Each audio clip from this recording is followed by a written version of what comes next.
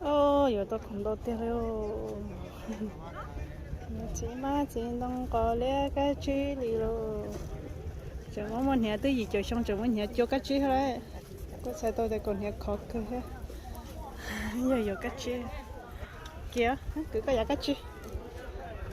nó là cái gì đấy giờ này là thằng này thấy đó cho nó thấy nó này cái chi nè thấy đứa nè thấy đứa thấy đứa cho nó thấy đứa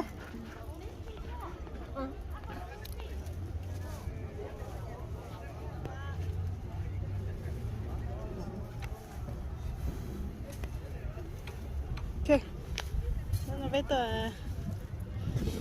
gì tất là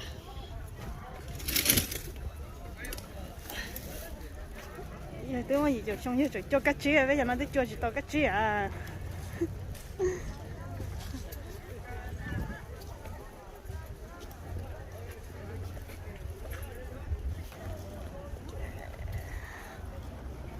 nó sẽ là giờ cái này là nó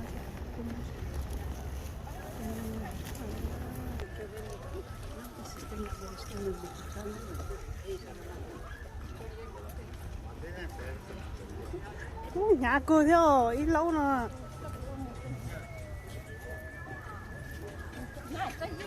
chỉ cho giờ chứ không chắc mà là không cần cái chỉ năng luôn này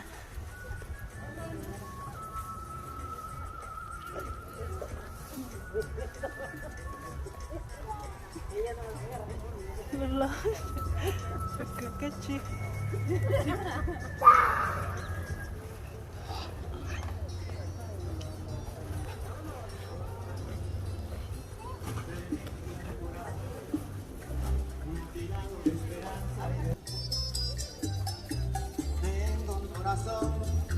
que madruga donde quiera. Ay, ay, ay, ay, ay, ay, ese corazón se desnuda de impaciencia ante tu voz. Pobre corazón que no atrapa tu cordura. ta chặt bộ này nè đây là một trẻ Sin trabajar.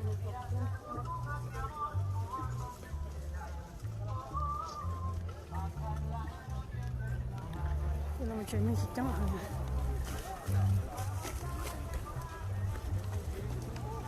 nó tại giờ mong hơi lệ nó tại nó thân thích chưa trắng nên ta tàn phải chế ta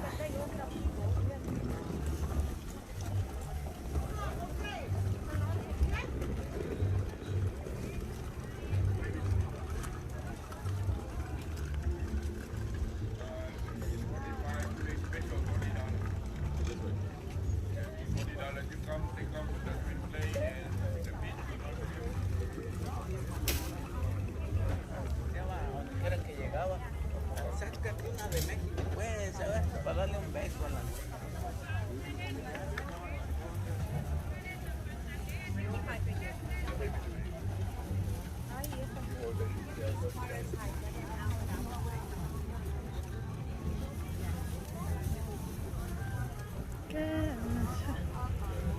cái nó sẽ phải làm một trẻ nữa